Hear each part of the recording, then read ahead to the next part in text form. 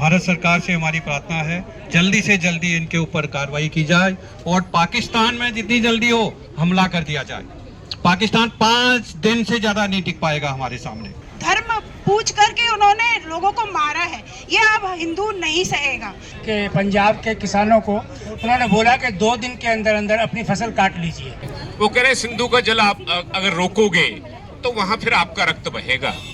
अब ईंट का जवाब पत्थर से देना ही होगा, ऐसी सरकार से गुहार भी है। और सनातनी जो सनातनी धर्म का एक करंट हर एक के जनमानस में अब कौंध चुका है, उस करंट को रोकना बहुत ही असंभव है और वो आर पार की लड़ाई होनी चाहिए, वो होकर रहेगी। जय हिंद। भारत किसी से कम नहीं है, भारत के पास भी बहुत शक्ति है, लेकिन कभी उसको दिखाई गई नहीं, इसलिए वो अपने आप में ज्यादा ही उछल रहा है। अभी उसको मुंह तोड़ जवाब दिया जाएगा। ये आतंकवादी डरपोक लोग होते हैं जो पीठ पीछे से गोलियां चलाते हैं। हिम्मत है तो सामने आके लड़ें, हमारी सेना से लड़ें। कि हमें अपने बच्चों से उनके धर्म के बारे में और समाज के विषय में चर्चा करनी चाहिए। हम अभी उनको सिर्फ अपने कैरियर के बारे में बातें करते रहते हैं, वो हमारे हिसाब से अभी काफ़ी नहीं है। भारत माता की जहाँ हुए बलिदान मुखर्जी, वो कश्मीर हमारा है। जहाँ हुए बलिदान मुखर्जी, वो कश्मीर हमारा है। ये कश्मीर हमारा है। बेलगांव के शहीदों को, बेलगांव की हुतात्माओं को, अरे देश का हिंदू करे पुकार। देश दूध मांगोगे, तुम दूध मांगोगे, कश्मीर मांगोगे, कश्मीर मांगोगे। भारत माता की। मैं बस यही कहूंगा कि उन सभी हुतात्माओं को हमारी श्रद्धांजलि है। उनके शोकग्रस्त परिवारों को हमारा प्रणाम है जो अचानक वहां पर उस घेरे में आ गए। इतना ही कहकर मैं उन्हें श्रद्धांजलि देता हूं। धन्यवाद।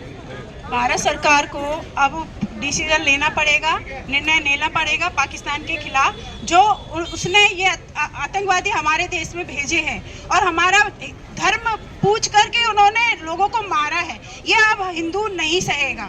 हमारे भारत देश के लोग हिंदू हो या मुस्लिम हो, कोई भी नहीं सहेगा। सबको एकजुट होकर हमें सरकार का साथ देना होगा, मोदी जी के साथ सबको रहना होगा, तभी ही हम इस आतंकवाद से निपट सकते हैं।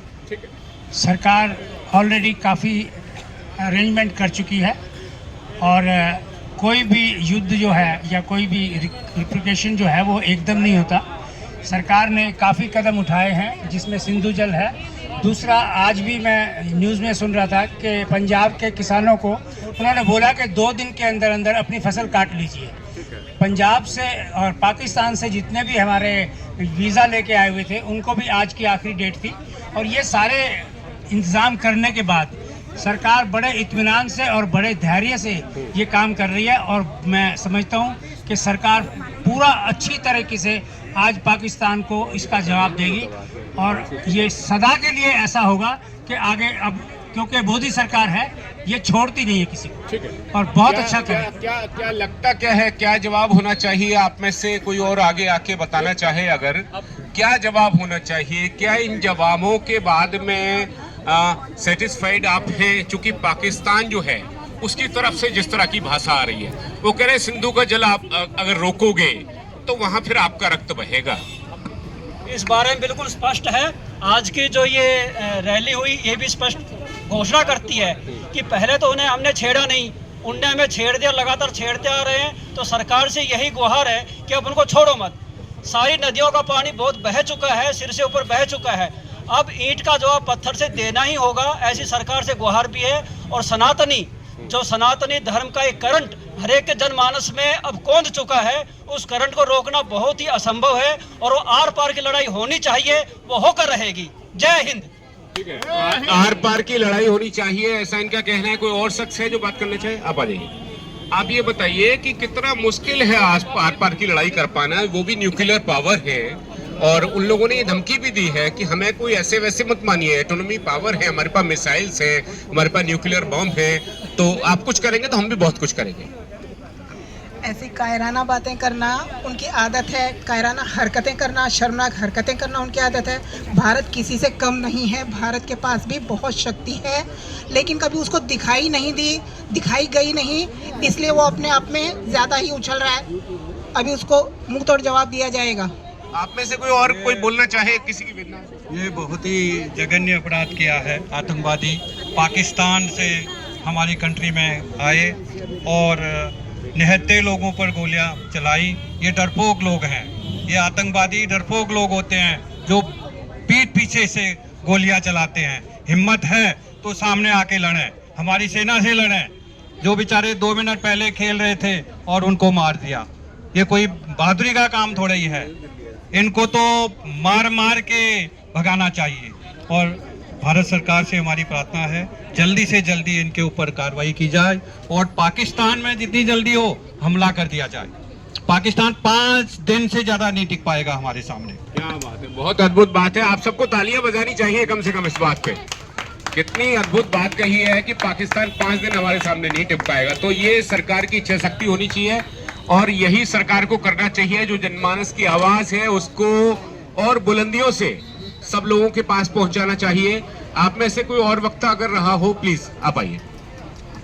मैं इतना ही कहना चाहूँगा कि हमें अपने बच्चों से उनके धर्म के बारे में और समाज के विषय में चर्चा करनी चाहिए।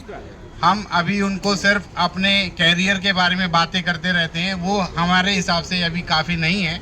हमें धर्म के विषय में और समाज के विषय में और हमें कैसे जीना चाहिए इस विषय में बात करनी बहुत ज़रूरी है। हमें समय निकाल के अपने बच्चों को गाइड करना चाहिए। बहुत बहुत धन्यवाद आपका, आप सब लोग जुटे। और मैं तो अचानक